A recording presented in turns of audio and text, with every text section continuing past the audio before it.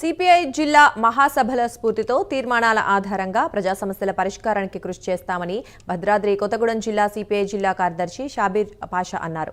జిల్లా కార్యదర్శిగా మూడవసారి ఎన్నికైన సందర్భంగా నూతన కమిటీతో కలిసి మీడియా సమావేశం నిర్వహించారు. ఇక జిల్లాలో ప్రవహిస్తోన్న గోదావరి జలాలు సీతారామ ప్రాజెక్టు ద్వారా జిల్లాలోని ప్రతి ఎకరాకు నీరు అందించాలని కోరారు.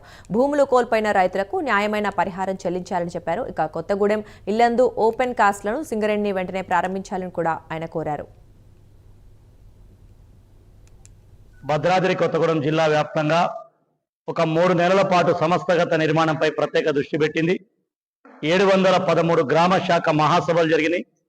22 రెవెన్యూ మండలాలు, 4 మున్సిపల్ పట్టణాల శాఖా మహాసభలు జరుపుకొని అశ్వారావుపేటలో 26-27 తేదీలో పెద్ద ఎత్తున జిల్లా మహాసభలు భారత కమ్యూనిస్ట్ పార్టీ జరిగినాయి.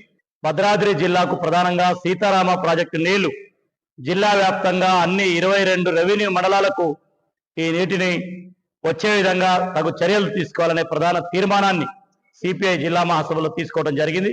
అదేవిధంగా ఈ జిల్లాలో పెండింగ్ లో ఉన్నటువంటి పోడు భూములకు గిరిజనులు, గిరిజనేతర పేద ప్రజలందరికీ కూడా 1,03,000 ఎకరాలకు పోడు భూముల పట్టాలు పెండింగ్ లో ఉన్నాయి.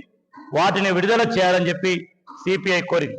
అదేవిధంగా పారిశ్రామిక అభివృద్ధి పేరుతో పాల్వంచలో 800 విద్యుత్ ప్రాజెక్టు నిర్మాణం, నూతన భూగర్భ బొగ్గు బావులు, అశ్వారావుపేట కేంద్రంగా నూతన రెవెన్యూ డివిజన్